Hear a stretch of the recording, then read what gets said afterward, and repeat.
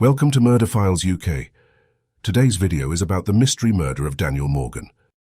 On the night of March 10th, 1987, a chilling crime took place in the car park of the Golden Lion pub in Sydenham, London.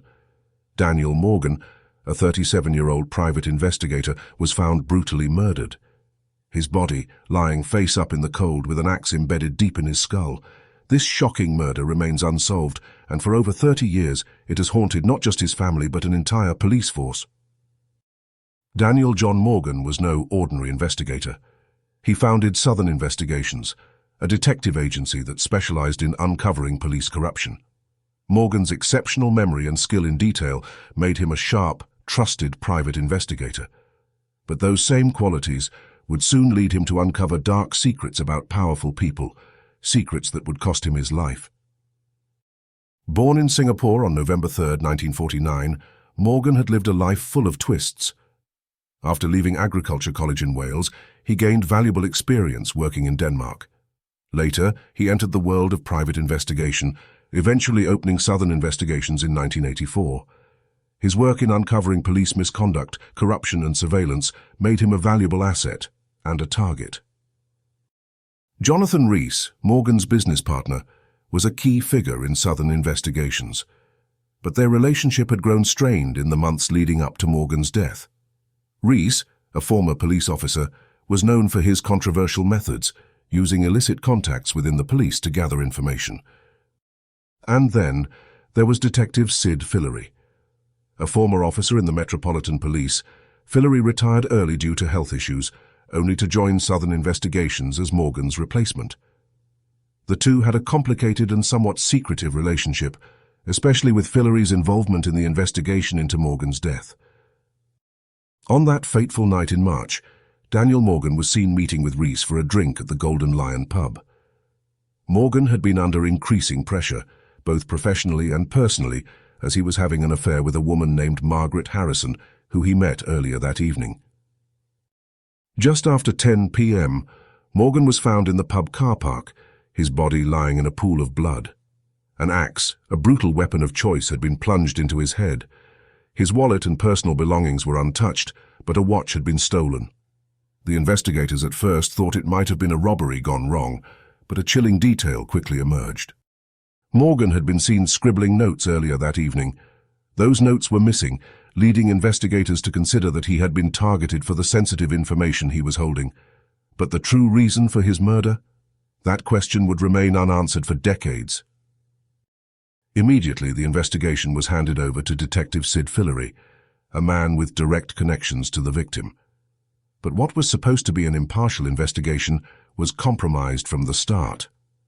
Fillory, who was already under suspicion, had been working for Southern Investigations and knew Morgan well.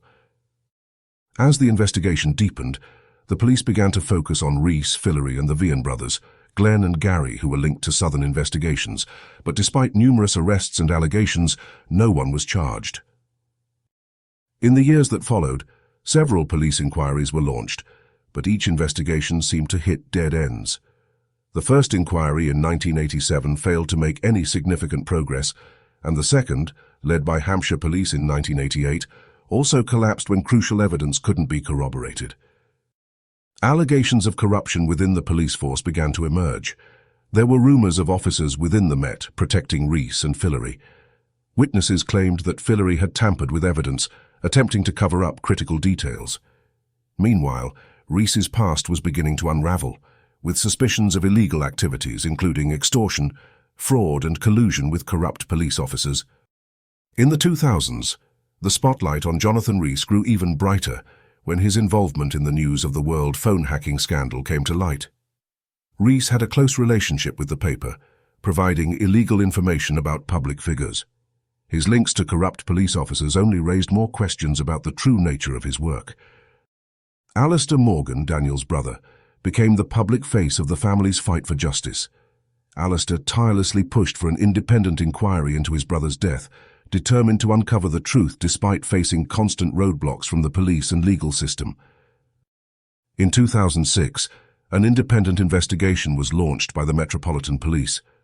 Undercover officers bugged the homes of key suspects and began gathering evidence.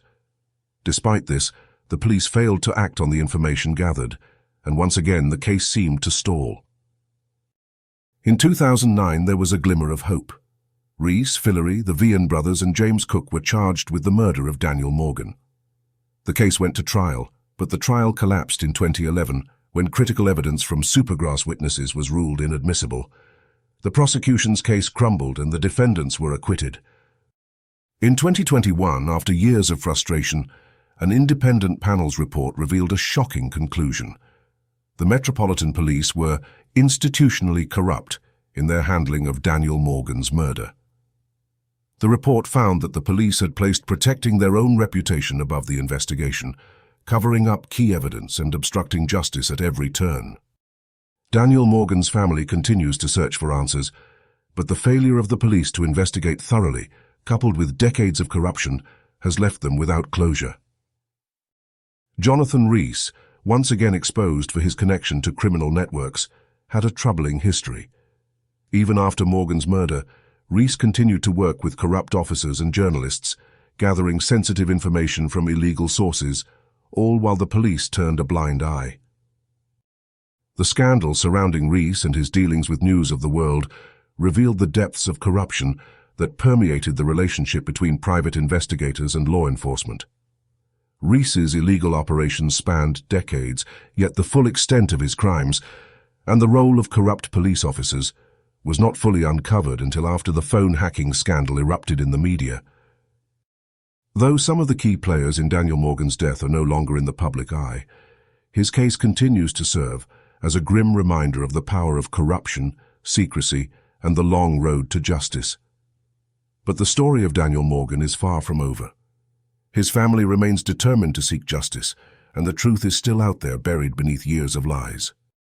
Please like, share and subscribe for more UK murders and killers.